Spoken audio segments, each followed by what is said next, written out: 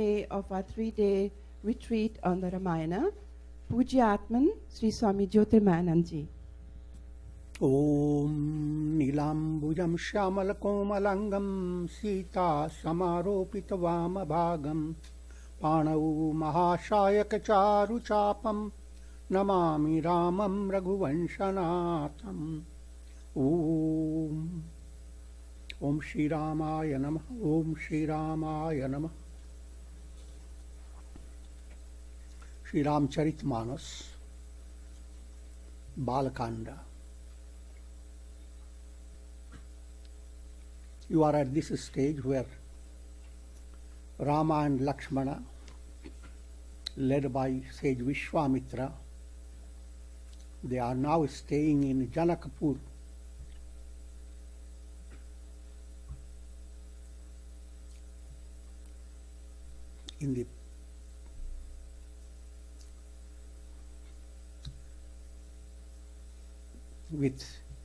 That's in the capital city of King Janaka, as guest, royal guest. And remember that Sita, King Janaka's daughter, is going to be married according to the old style. All the great young and powerful personalities who think they deserve Sita to be married to Sita, they have all come assembled. But there is a condition. Anyone who breaks Shiva's bow will marry Sita. Doesn't matter how does he look.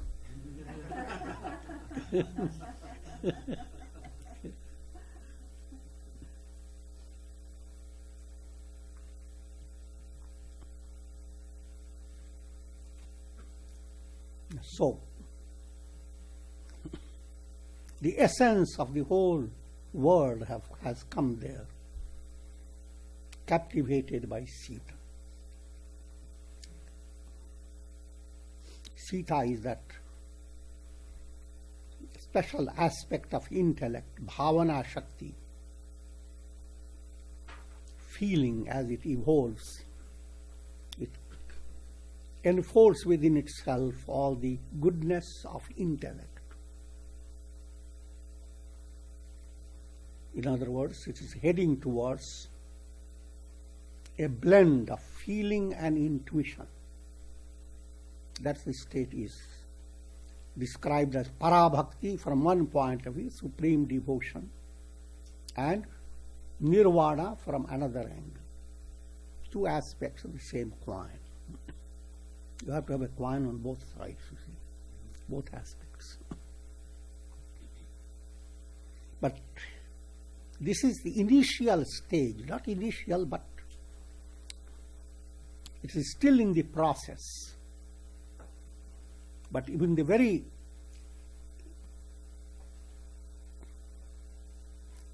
commencing process has its own profound beauty and spiritual profundity. And that point is being brought out. This soul within you has taken up the role of Rama.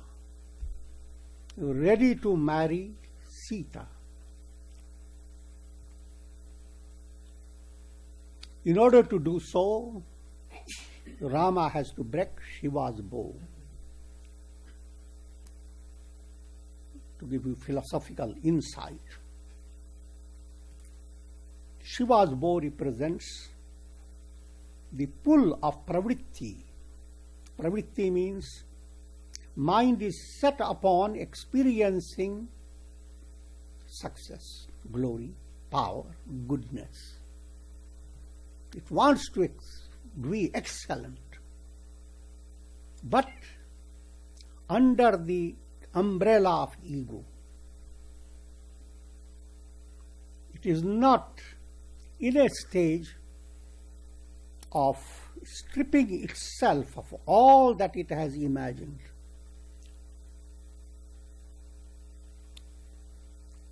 to attain enlightenment. So on one side you have the world of bhoga, enjoyments and aishwarya, lot of glory and power. On the other side, just Shiva, stripped of all ornaments. That's the mukti, liberation. Think of a river. On one side it has the possibility of passing through wonderful forests full of blossoms and fruits. On the other side, get into the ocean, stripped of all its individuality, all its dreams, all the details. The goal is the ocean. But as long as it is captivated by the relative condition, it is called pravritti. Breaking this pull of pravritti is the theme of all scriptures, described in different ways, dramatized in different ways. And it is this insight that turns your action into karma yoga. You are doing your activities, works, but you are at the same time leading your mind to understand that your goal is not to create something in a world of time and space. Because you have understood there is nothing that you can create in the world of time and space that can exist forever, that can be absolutely fulfilling to your soul. If you have that idea, you are a child, imagining. Because anything in this universe, no matter how concrete it looks like, the whole Himalaya looks very concrete. But the entire Earth planet is just a bubble that can burst in the process of time.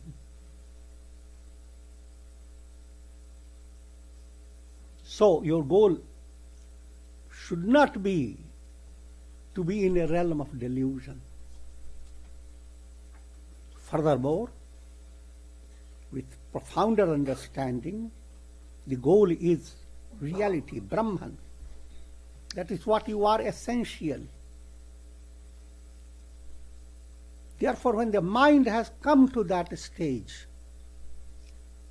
seeing two things, pravritti on one side, the world of bhoga, enjoyment, nivritti on the other side, the world of shreya, the world that will lead you to the ascending heights of enlightenment and enable you to be beyond time and space, eternity, eternal self, the ocean of existence.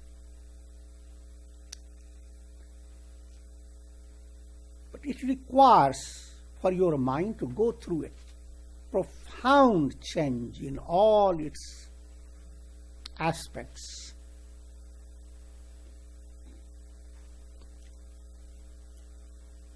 To break the pull of ego-based vision, and that is Shiva's bow.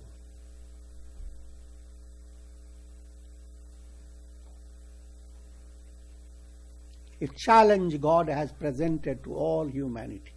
Let's put a bow. Break it, you marry Sita. And then you are heading along to destroy Ravana.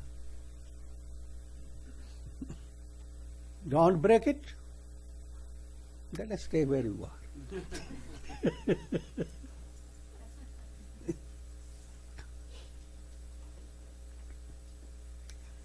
Having given you the basis, I will give you how the drama is presented by Tulsi Das-ji. Rama and Lakshmana coming into Janakpur, heading towards that spot where bow is, breaking it. But the very movement of Rama and Lakshmana and Vishwamitra in that capital city of King Janaka is giving you an idea of bhavana shuddhi, your feeling is becoming purified, your unconscious is preparing itself,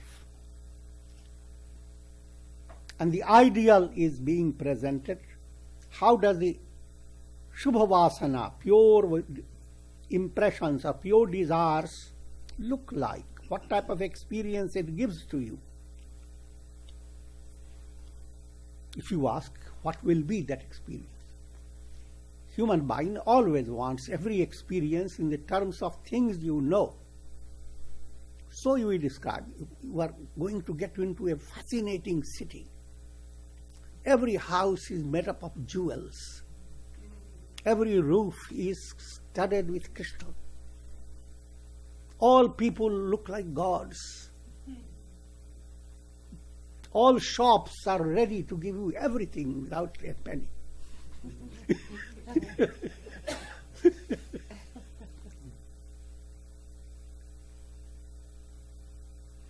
If you take it literally, that is trouble. No matter how wonderful city you are led to, that doesn't give you fulfillment. But here is a poetic and mystical presentation. So each time when you hear about the descriptions of gardens, forests, or people and the very heaven on earth, try to figure out the state of mind. It's all pointing to that state of inner spiritual transformation, which enables you to look at the world as if you are in Janakpur. Look at the world, Siya Ram Mai Sab Jag Jani. One Rama and one Lakshmana captivated whole Janakpur. Come to that state where all are Siya and Ramas, including you.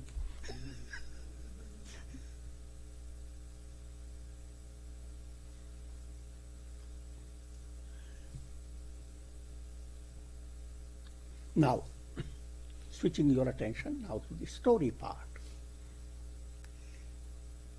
Vishwamitra, with his two divine disciples, Rama and Lakshmana, they serve Vishwamitra.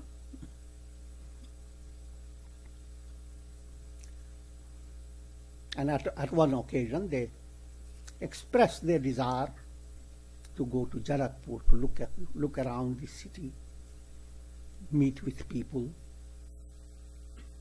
And Vishwamitra said, Jai dekhi avahu nagaru sukha nidhana dau bhai karahu safal sabke nayan sundar badan dekhai. Both of you brothers, go into the city and allow them to behold you, have your darshan. Let their eyes attain perfection of their vision. Safalta of your eyes look around, but it's not very successful. Success comes if your eyes has seen something and doesn't want to see anything more. Succeeded.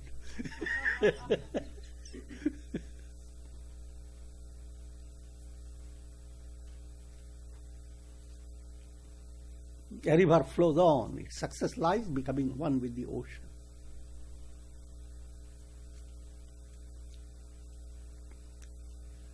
So, Vishwamitra says, allow them to have success. God has given you eyes. And that's the best thing to behold. You must not keep focused on just a visual imagery. It's symbolic, allegorical. However, as long as drama continues, think of it. How Rama and Lakshmana, their looks are not just physical. They are emanating, radiating a spiritual presence People don't understand it. They are captivated wherever they go. Eyes look, and then they can't close their eyes. They're inspired. Their souls are touched with the idea that he has been the eternal source of inspiration. What a great fortune.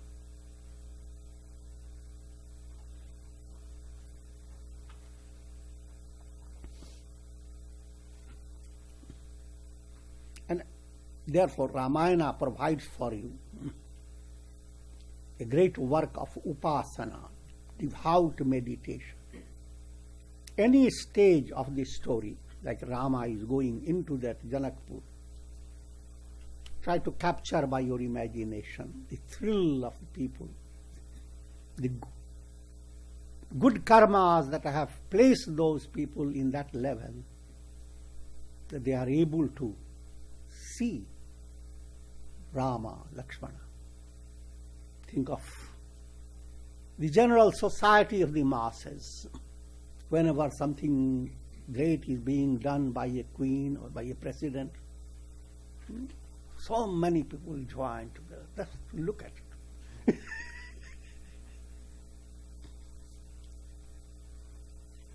And that doesn't endure much. But the instinct to have a darshan, that is there an eternal reality since humanity came to existence. Always people want to look at something. Look at someone who has achieved. So here is Rama and Lakshmana captivating the minds of all. Pita basana parikar katibhatha charu chapa saraso hatamahatha. Yellow apparel, yellow dress, and he holds bow and arrow, both of them. Kehari Kandhar, like a lion, their shoulders are built, arms are long. Urati Ruchira Nagamani Mala, and the diamond jewels on their neck, adorning their chest.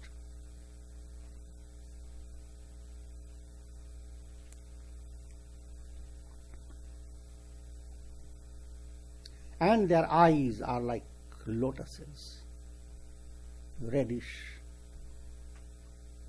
Their faces are like the moon with a divine transformation, because the moon doesn't talk, doesn't smile. But their faces can smile, it's alive.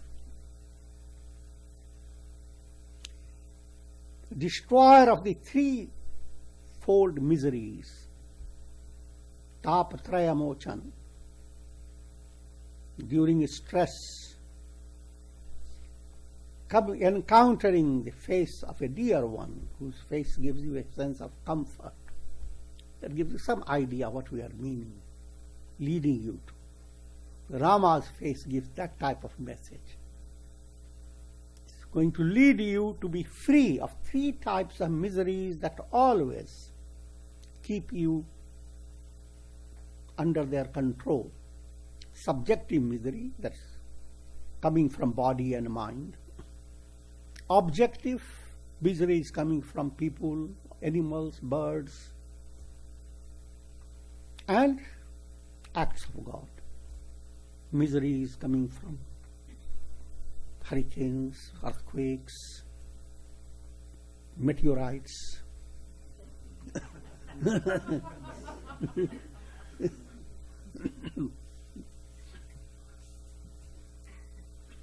And no one is free from these threefold miseries. So under the impact of threefold miseries, the face of the soul is withering.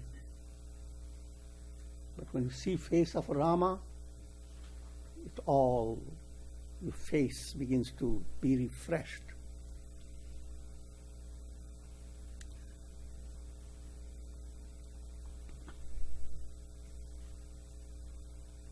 देखन नगर भूप सुत आये समाचार पुरवासिन पाये. as they enter into the city, people living in the city, they receive the news and the news spreads viral.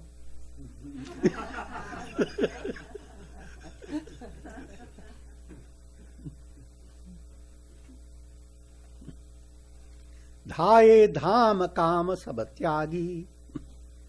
The moment they heard it, they immediately gave up whatever they have been doing. They rushed out to look at Rama. Manahu ranka nidhi lutan lagi. Just as, or as if a great treasure has opened up and people who are poor, they are rushed to get that treasure.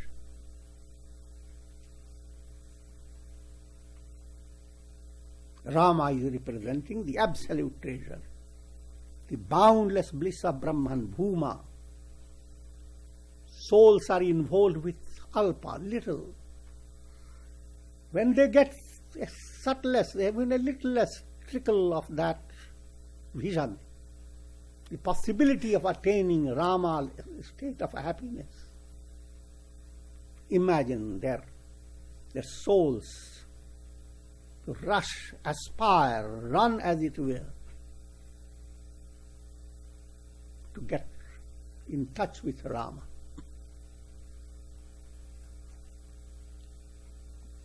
Niraki sahaja sundara do bhai, hohi sukhi lochana phalapai. And when they see, behold, these two brothers, their eyes become exceedingly joyous. Juvati bhavan jharo khan lagi, nirakhahi rama rupa anuragi. Youthful women looking through the windows from their palaces or stories, and they are fascinated by Rama. They fall in love with him. Again, that's a figurative. The youthful women doesn't mean of men or women in it. At sex level, it means souls. Souls that have developed great qualification. And Rama to them is the love of their heart. Lali mere lal ki jit dekhaun tit lal. Kabira says, uses a poetic language. The devotee is like a gopi who is in love with Krishna. And she gets out, the soul comes out into the world, immersed with the idea to find the beloved. And as that enters the heart, you begin to see the beloved everywhere, in all names and forms.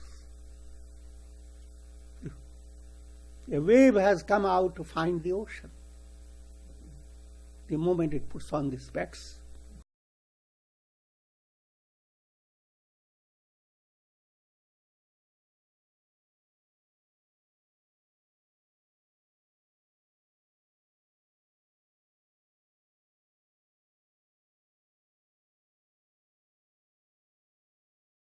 मैं भी हो गई लाल. I went out looking for the beloved, but I myself became the beloved. That's the spiritual amorousness.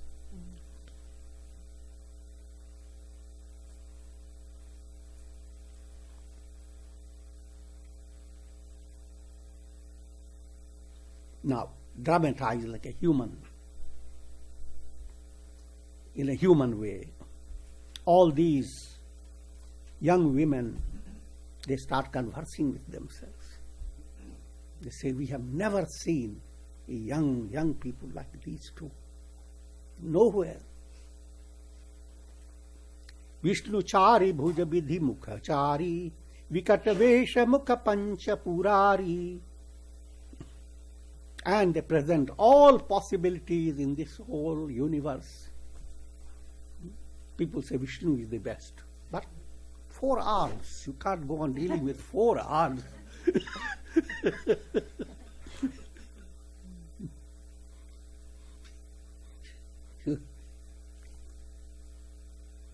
And Brahma, you talk to him, you don't know which face you have to turn. 4 faces.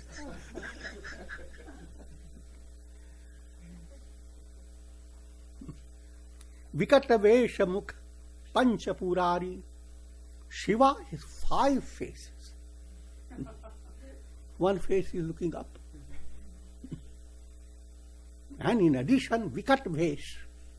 The whole body is totally strange. Snakes crawling over his neck. and poison at the neck, Nilakantha, blue-throated. Stream flowing from the top of his head, crescent moon in his matted locks. And he's always, you don't know whether he's starting to start dance or not. He holds a Trishul trident. So how can anyone marry any one of these?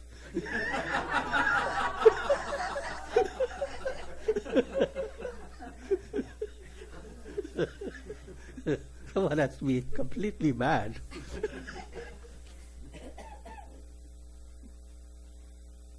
But Rama far excels them all. Absolute beauty, absolute goodness. Ya chabi sakhi patatariye nahi. Oh friend, girls talking to themselves. This handsome beauty, there is no parallel. Vaikishora Sushama Sadan Shyama Gaura Suradham Anga Anga Paravaryahi Koti Koti Shatakam. They are the abode of beauty. One is swarthy blue, another is snowy white. 2 aspects. Swarthy blue is eternity. And snowy white, absolute purity.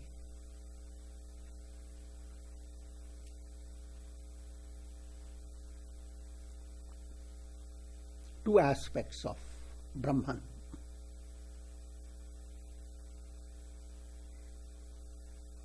Vayati Sora Shushama Sadan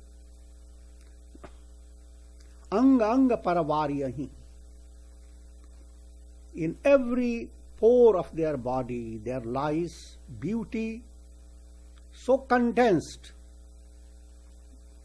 that 1,000,000 Cupid gods are excelled. If you could create a mathematics of compounding 1,000,000 Cupid gods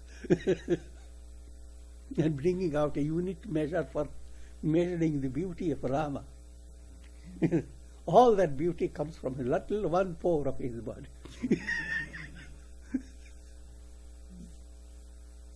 How could those women of Jalapuri be so mathematical?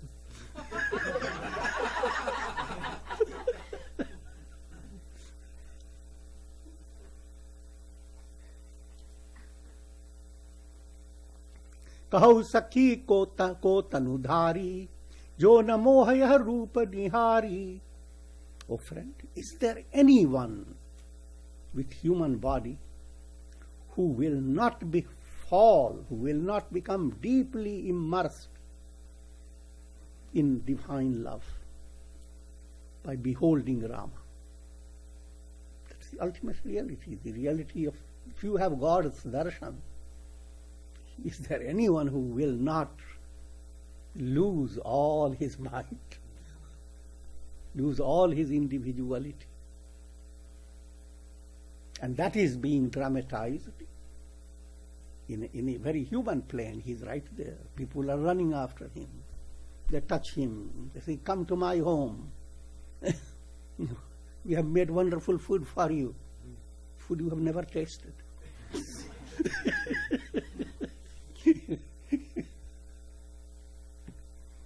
He who is the enjoyer of the whole universe, creator of it, acts as if he has not tasted. He goes to their homes, eats them. Oh, what a wonderful thing. How tasty, how delicious, how wonderful. Again, that's the dramatization of being a bhakta. As you become a devotee, you are placing your consciousness in Jalapur area. And there you are luring Rama with good food.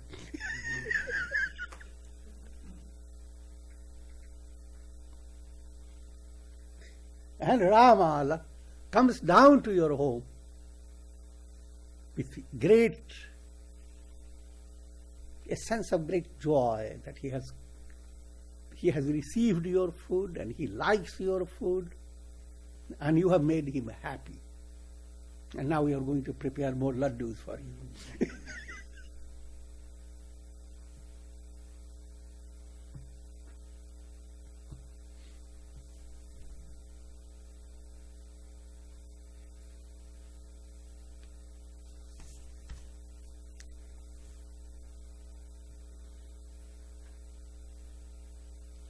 And they also start saying that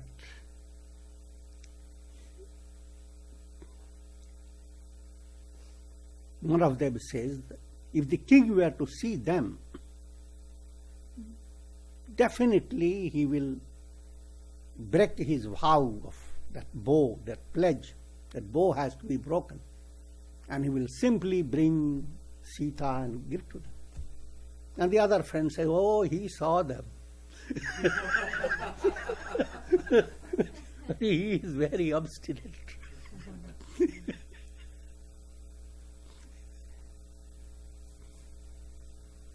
The drift of the story is that Shiva's vow has to be broken. The soul has to have the capacity to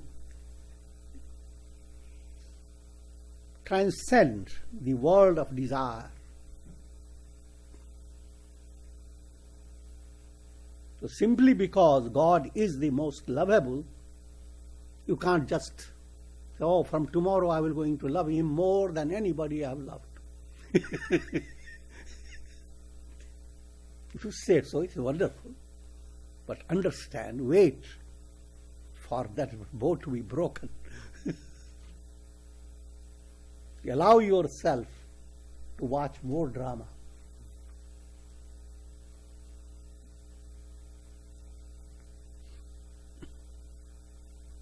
And as they talk about how Rama touched a big rock and Ahalya emerged out of it. All the powers expressed by Rama, now they are being described by young women among themselves.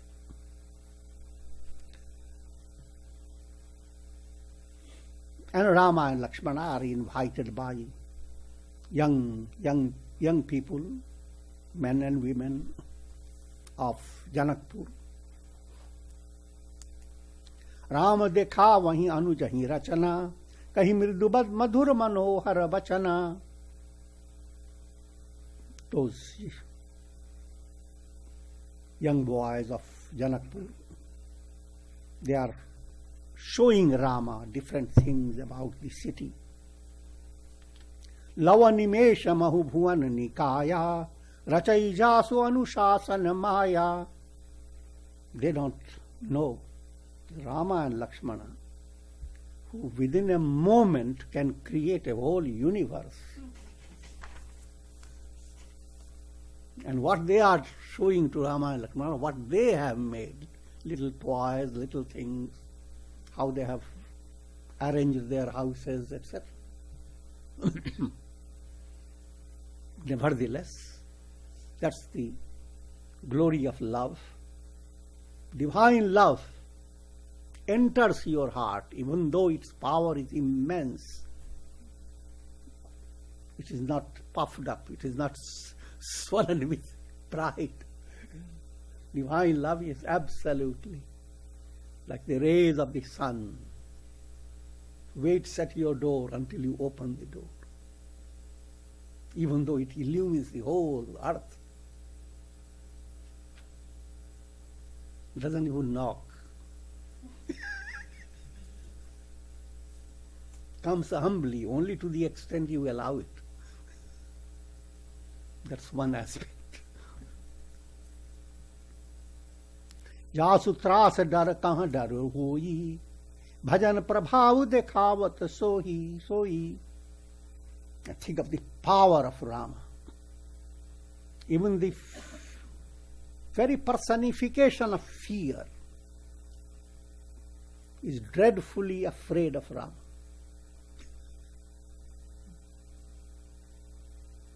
That very Rama is now entering into little homes, being entertained by people.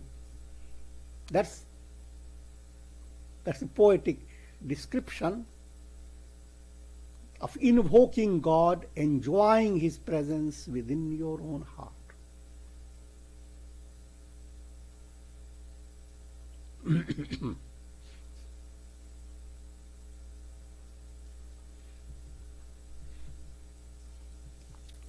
Now, another occasion.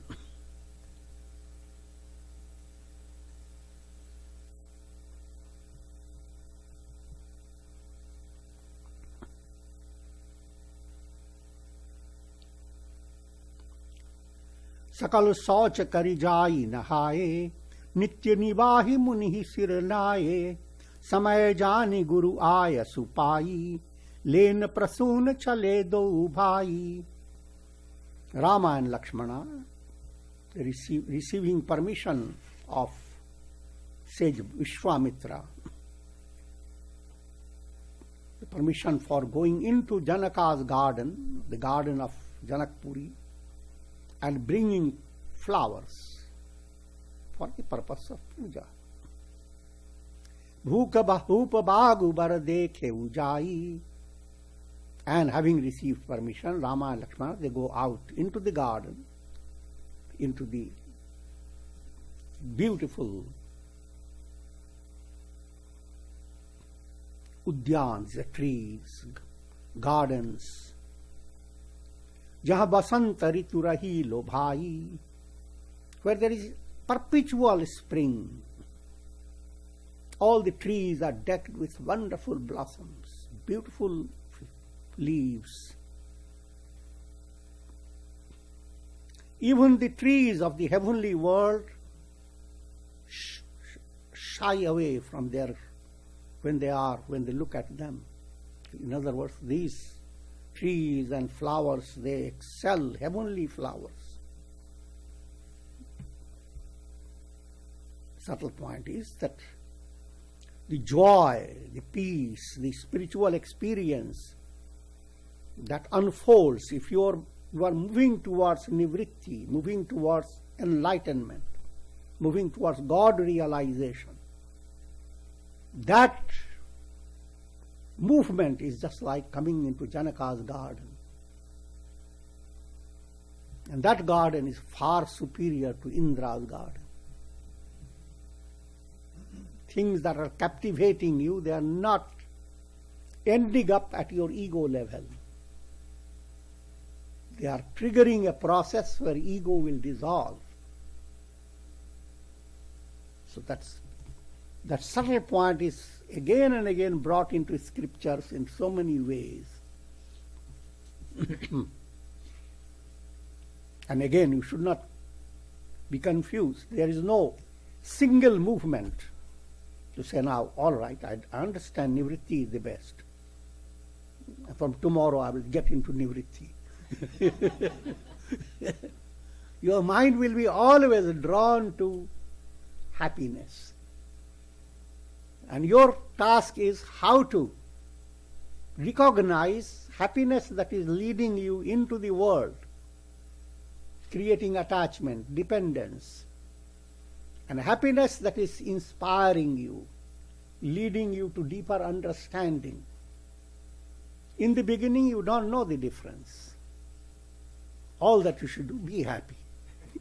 But separate that happiness from happiness. Go on doing that. Automatically, a switch is made internally, whether you know it or not.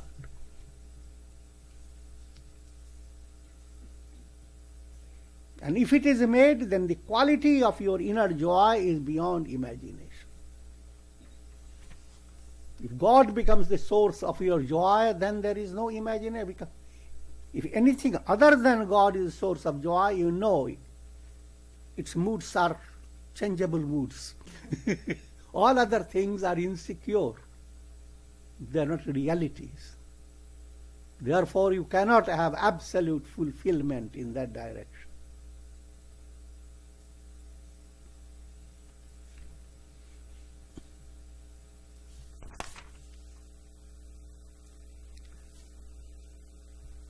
And Rama and Lakshmana, they go, and those gardeners, with great joy, they show them, look at this flower and this different flowers, their names and where they come from and how they blossom, etc., and bring the flower to their nose, smell it.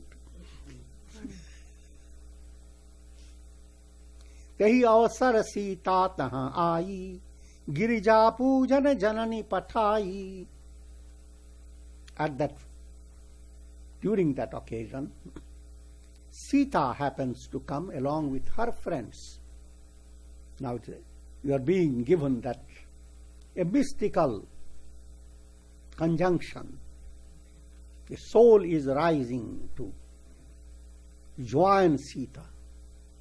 Sita is coming from the gardens, from the bunch of flowers, and Sita is emerging out of flowers on one side, Rama is emerging from the other side.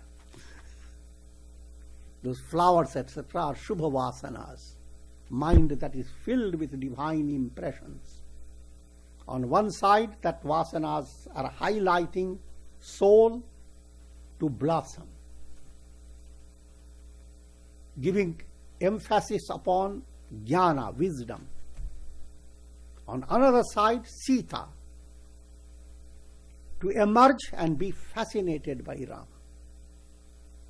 The deepest feeling of your heart becomes fascinated with God realization, God. Radha in you turns to Krishna. Sita in you turns to Rama.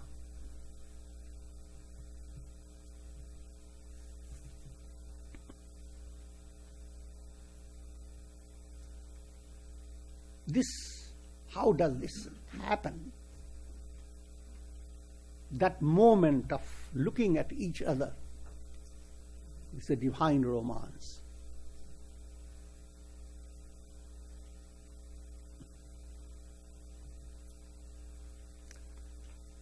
According to the story, following the old tradition, young women, when they are going to marry,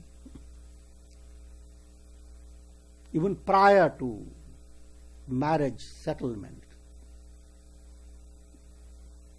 to have a proper type of bridegroom, they worship Uma, Girija, Parvati, Shiva's consort, who is presented in her young age. I will not lead you to that because there's all the big stories, you see. Uma practiced a lot of austerity in order to marry Shiva. And that becomes the basis of all marriages.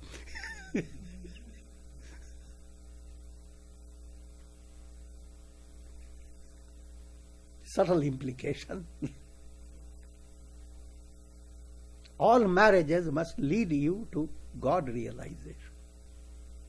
If God becomes the source of your love, then your mutual love will be at the highest level.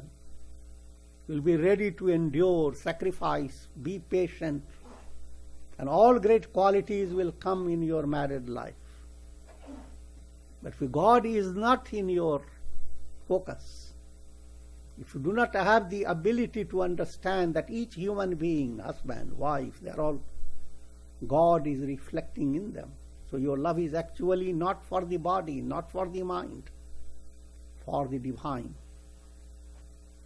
The more you understand, greater is the depth of the quality of your relationship. And that point is being brought out in few minutes of intermission.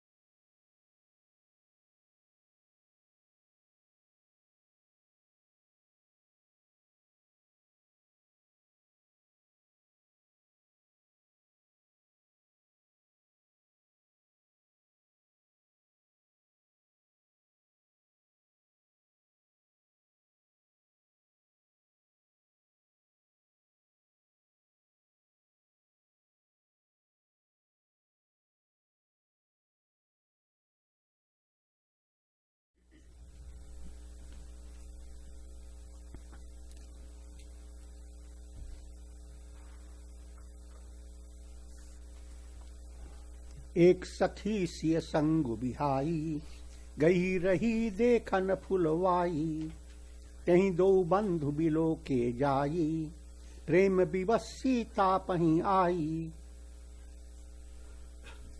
Spiritual movement that's being dramatized in a profound way.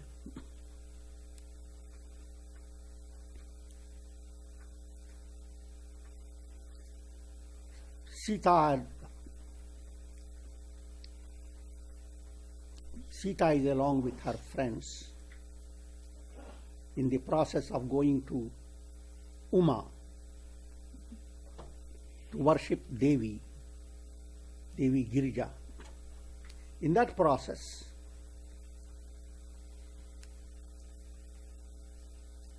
a friend of Sita happens to look at Rama first. She had just moved away. Sometimes in a bunch of people together, one goes this way, another goes that way. So this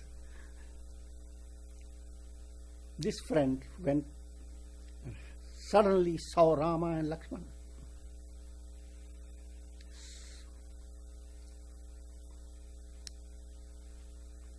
So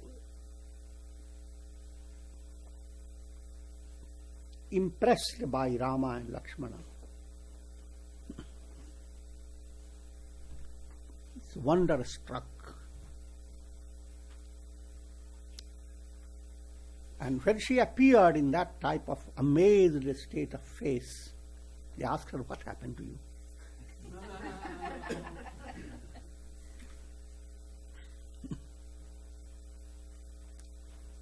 And she said, "Dekhan baag kunwar dui aaye, bhay kishor sab bhati suhaye."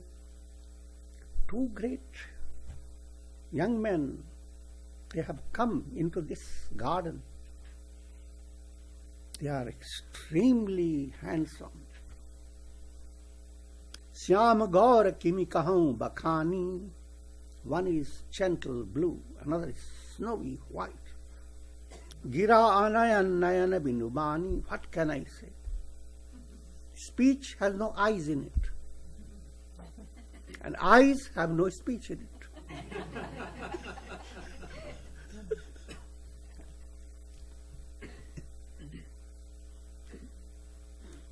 The most difficult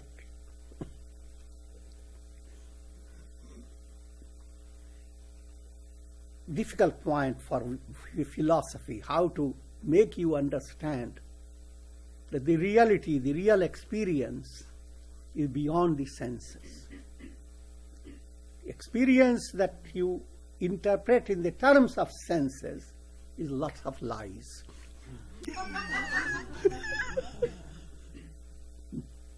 Eyes see, but why should the ears convey the message?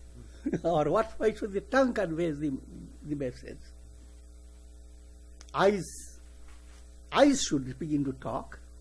Then you said it's a direct experience.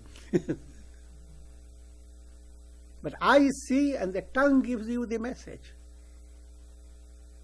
And tongue didn't see it. Gira anayan. Tongue has no eyes. Eyes have no speech. And yet people listen to the conglomeration of lies. That impacts your movement. That's just to give you an idea of the limitation in relative consciousness. Consciousness operating at the level of senses. Consciousness operating through the mind. Whatever emerges through the mind, senses, intellect, ego, they are all refractions of consciousness. They are reflections in consciousness. They are the snake superimposed upon the rope of the consciousness.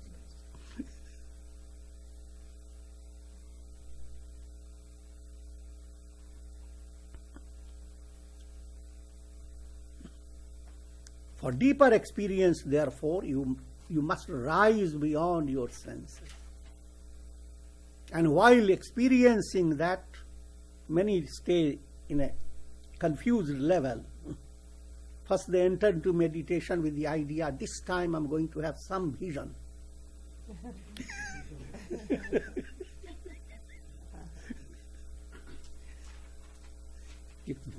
Having some vision seems practical because that's the way you are used to in the world. But that's not real. That's not actual experience. What you are experiencing, suppose in your vision you saw a beautiful flower. Don't delay in describing the flower, how many petals were there, colors were there. Turn your attention to what did it impact on your mind? The joy. deeper feeling, a Godward pull. But that cannot be described in the terms of senses.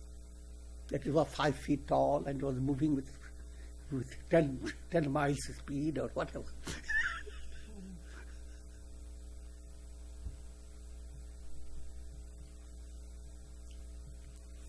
So first, this Rama's presence is coming down to awaken Sita. Many indirect movements operate in your unconscious, bringing about an emergence of a broad insight.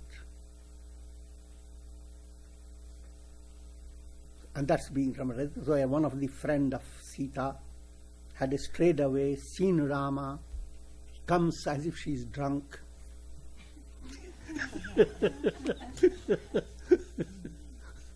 He speaks a strange language describing the glory, the beauty and the way Rama and Lakshmana look.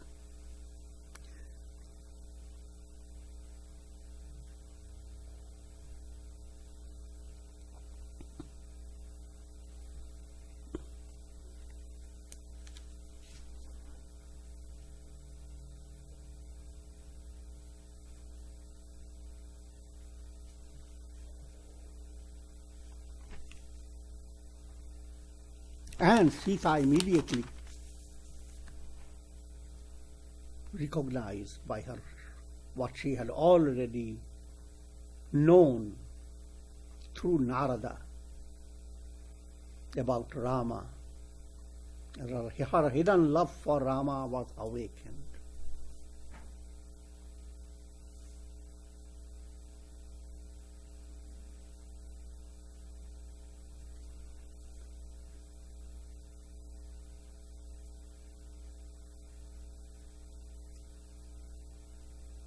And she went on looking for Rama.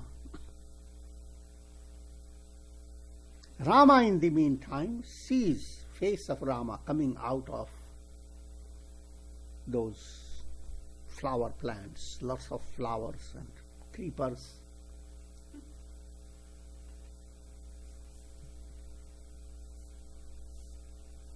And he began to feel a sense of immense joy surging within his heart. Dekhi siya sobha sukha pawa, hriday sarahat bachanun awa.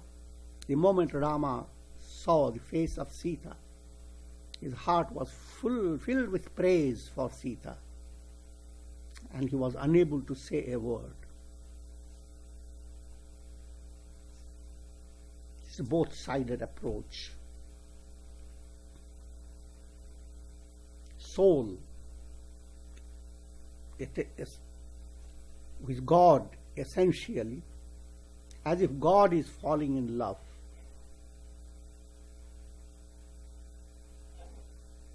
Bhavana arises within you, Sita aspect, pure feeling. Rama emerges, soul emerging to discover the reality. Soul is like a reflected sun, trying to see the sun, trying to discover I am the sun. Sundarata kahu sundar karai, chabi griha deep sikhas janu jar barai.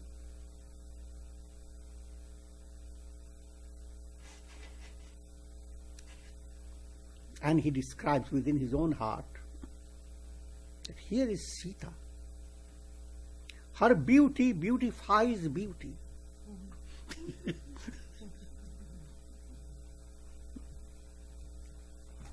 The beauty of divine love, you see, beautifies every beauty.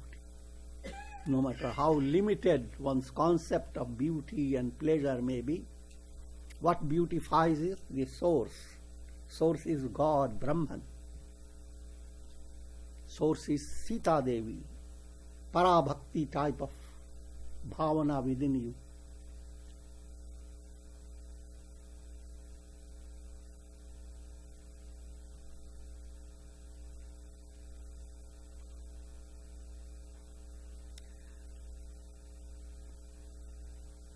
in this, the house that was, giving a poetic description, the house that was dark and now suddenly lit up with a lamp that brings out illumination in the form of beauty. The beauty of Sita has brought light in this whole atmosphere.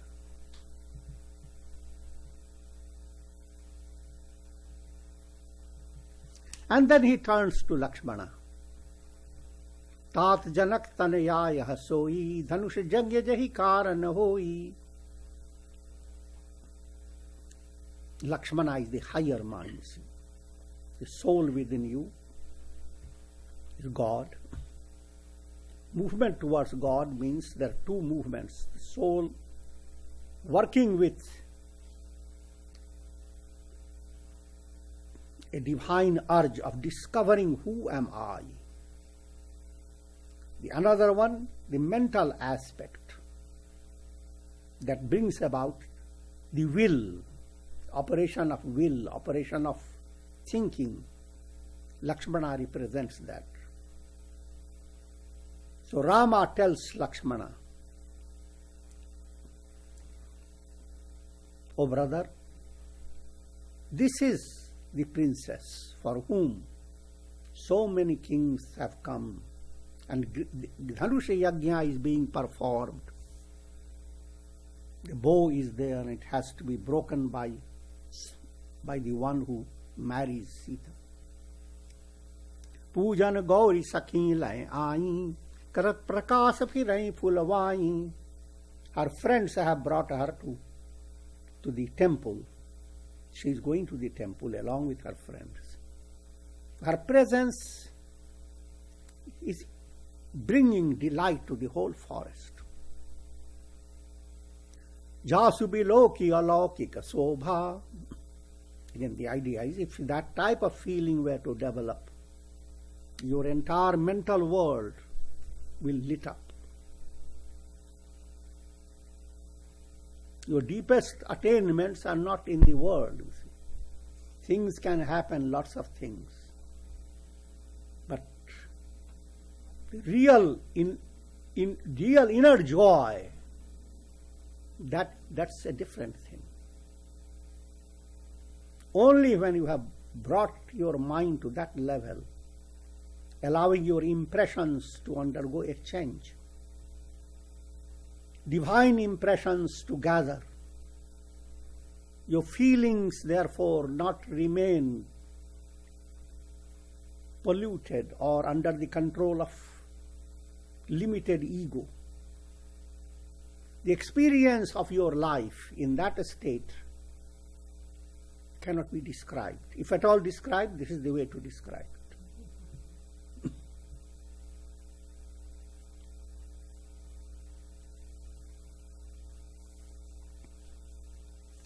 Raghubansin kar sahaj sama subhau man kubantha pagudharai na kau. At the same time, Rama explains to Lakshmana that we are Raghubansis. We follow a tradition of not to let the mind go after trifles. Implying Sita is not like anybody else. Sita is not a source of Vishaya Sukha, which means pleasure of the senses. Sita is beckoning your mind to bliss of Brahman. Same thing is brought out in the story of Shiva. Shiva and Uma were going to be married, but prior to that, the very spirit of pleasure, that's Kamadeva, Cupid God.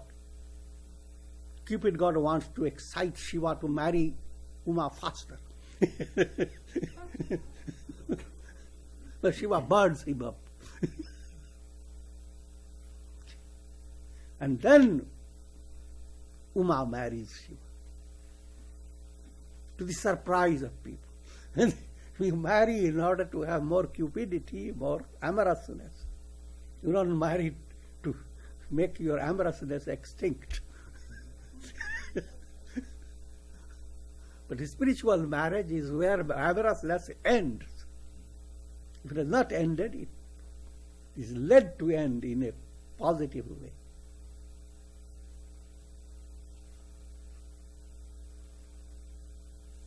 All that is being involved in these. So he went on saying all this, and his eyes were focused on Sita, like a bee going after a little blossom.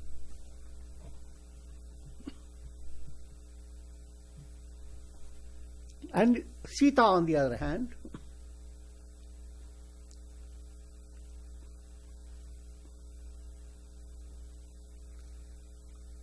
continued to look towards Rama.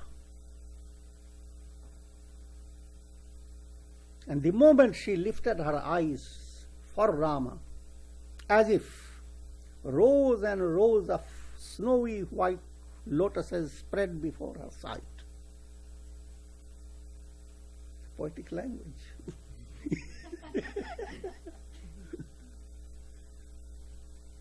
It's a trail of joy.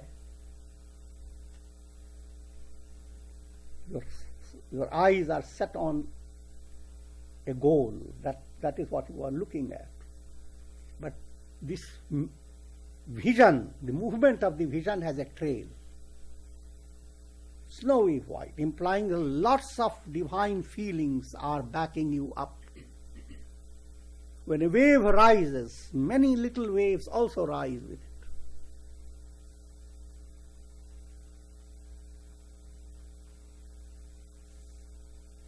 लता भवन्ते प्रगट भे चहि अवसर दो भाई निकसे जन जुग बिमल विधु जलद पटल बिगलाई. Both brothers emerged out of Lata Kunj, whole conglomeration of creepers, and out of those creepers these two brothers emerged. Just like the moon were to emerge out of the veils of clouds. Description of purity of vasanas and the profounder glimpse of your inner dimension to reveal through those vasanas, through purity of vasana. Sobha Sima Subhag Dobira. Now, description of Rama and Lakshmana. Neelapita Jalajabha Sarira. These two are the limit, the highest limit of all that is good looking, all that is beautiful. On the crown of their head, they are decked with peacock feather. Krishna was not the only one.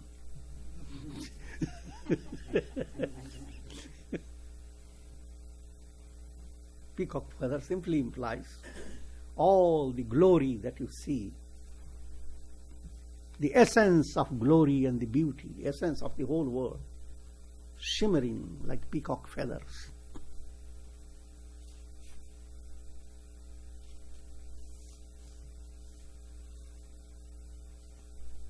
And so there is a description of Rama, Lakshmana, providing you for the basis of Saguna Upasana, how you should meditate on Rama.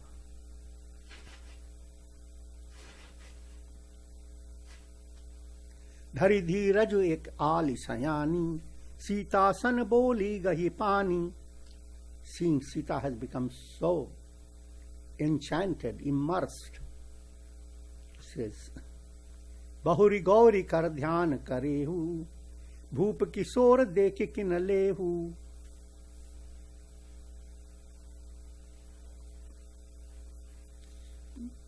A clever friend holds her hand and says, all right, O Sita, stay looking at Rama.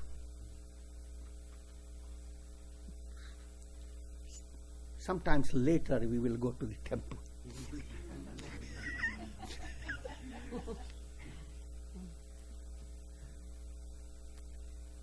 Sakuche Singh Tabanayan Ugare, hearing this,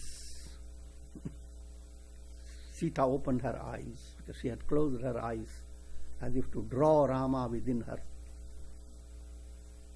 And when she opened her eyes, she saw two brothers. Sumiri pita panu manu ati chobha. But suddenly a stress entered her mind, remembering that her father has made a pledge. The idea behind is to understand that while you glimpse what he is going to have, you are going to experience, there is a distance. Now you must allow yourself to go through sadhana. That sadhana process is the father's pledge that will allow the bow to be broken.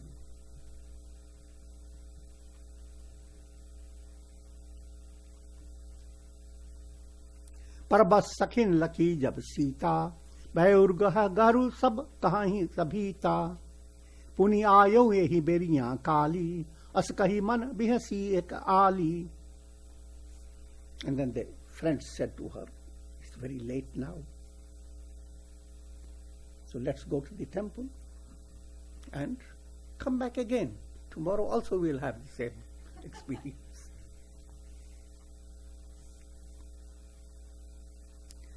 Sita turns away towards the temple. Dekhan misamrig bihagataru firai bahori bahori. But she is so enchanted by Rama that pretending she is looking at a deer, telling the friends, oh, there is a deer there.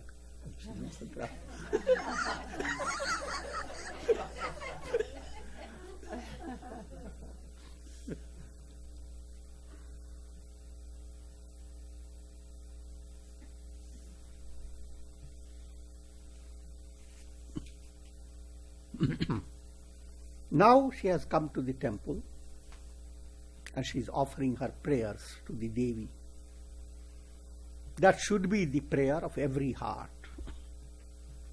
Jai Jai Jai Jai Girivar Raj Kaso Kisori, Jai Mahesh Mukha Chanda Chakori, Jai Gajabadan Vasananana Mata, Jagat Janani Damini Shruti Data. Glory to the daughter of the Himalayas. The spirit of the Himalayas is considered the father. And Uma Devi, Parvati, who married Shiva, is the daughter.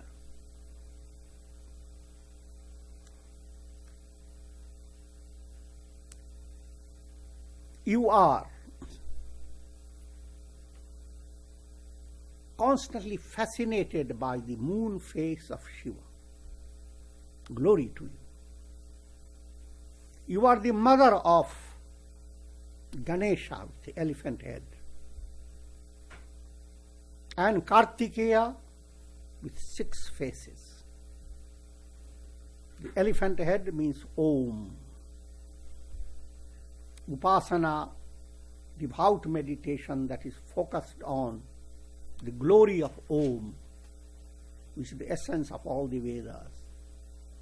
That Om, Sanskrit letter, if you write it and turn it around, looks like elephant. So elephant has become a mystical cartoon.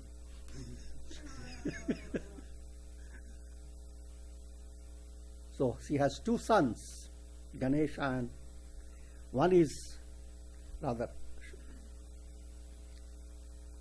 Parvati Devi has 2 sons, Parvati and Shiva. Ganesha, who is the destroyer of all obstacles. He is the initial mantra, Om. Without the utterance of Om, nothing is done.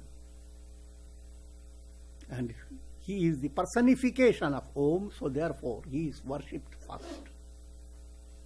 The next one is Kartikeya with 6 faces. 6 faces are called the 6 bhagas. 6 glorious attributes of God: Dharma, Aishwarya. Dharma is all virtue. Aishwarya is all divine power. Kirti, all types of fame. Jnana, all knowledge. Vairagya, all types of dispassion, power of dispassion. And Bal, strength, infinite strength. These attributes are called Bhagas. He who has these attributes called Bhagavan. And Sharanana Kartikeya is Bhagavan, all glorious attributes. Therefore he was able to destroy the terrible demon who was a personification of ignorance. Each story creates a whole plan of bondage and release. Just like you read Upanishads, each Upanishad gives you the beginning and the end. But you enter into another Upanishad, again it has a beginning and it has an end. So the entire Upanishadic teaching comes in Shiva's marriage. Now the same is elaborated in Rama's life. Each one becomes like a spiral, and the spiral moves on to a different dimension, giving you more and more insight. They are interlocking spirals.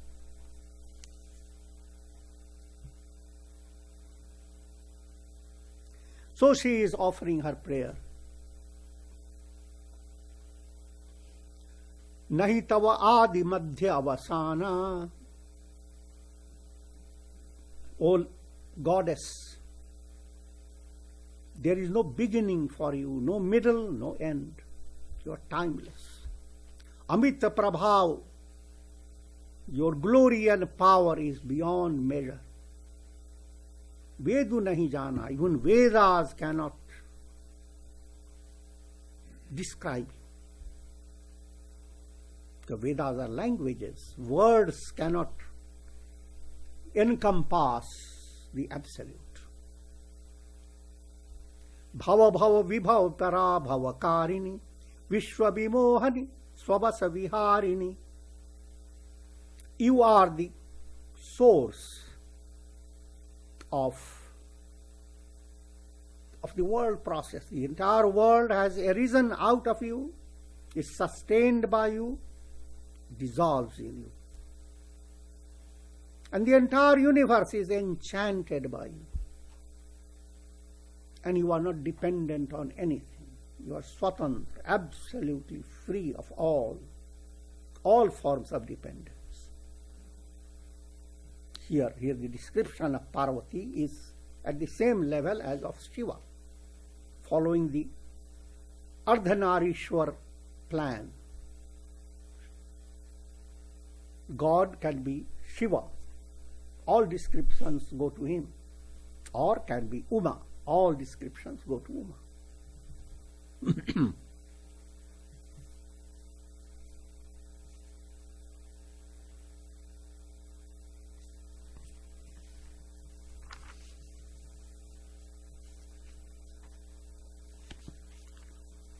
As Sita offered her prayers,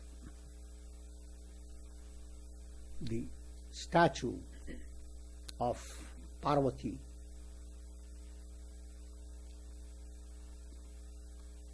a form of subtle miracle happened. The face of Parvati was lit up with a smile. And as she smiled, a flower broke out of her neck, a garland, slipped right on the neck of Sita.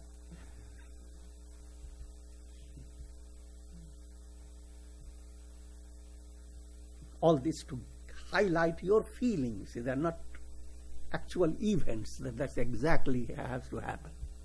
If you are too mathematical, say, in what part did it break? How many flowers were there in that garland? What type of flowers were there? That's called unnecessary deviation. And Parvati Devi spoke out in a subtle divine way. Sunsiya satya sis hamari, pujahe man kamana tumhari. O Sita, listen to my blessing. Satya sis, this blessing is absolutely real. Your manokamana, your heart's desire will be absolutely fulfilled. Narada bachana sada suchi sacha. Narada's words are always perfect. So baru milhi jahi manuracha. That husband you will get whom you have chosen by your mind.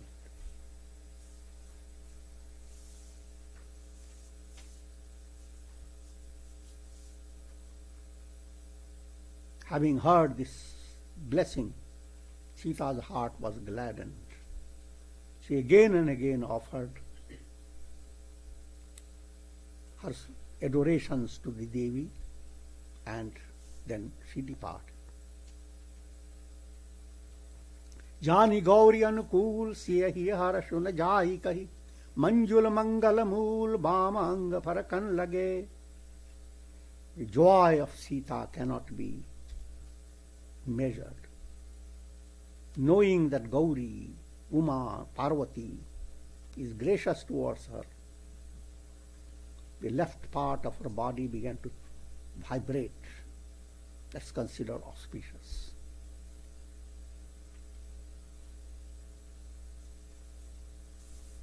And there is a reality behind it. If your good karma is drawing something joyous, your nervous system comes to realize it even before it were to happen. And there is certain effect comes in your body. Sometimes a sneeze can be auspicious. Sometimes a tremble of the body can be auspicious. So apart from whatever symptoms may be, the best symptom, you feel that it is auspicious. There is an inner touch.